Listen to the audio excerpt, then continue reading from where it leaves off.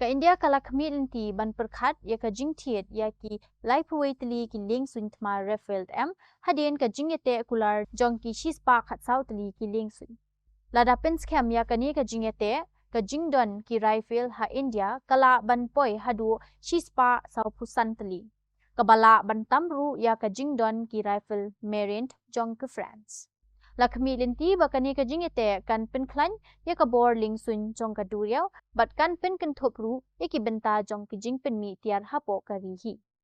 India is considering an additional order of 31 Rafale marine fighter jets, significantly expanding its naval aviation capability.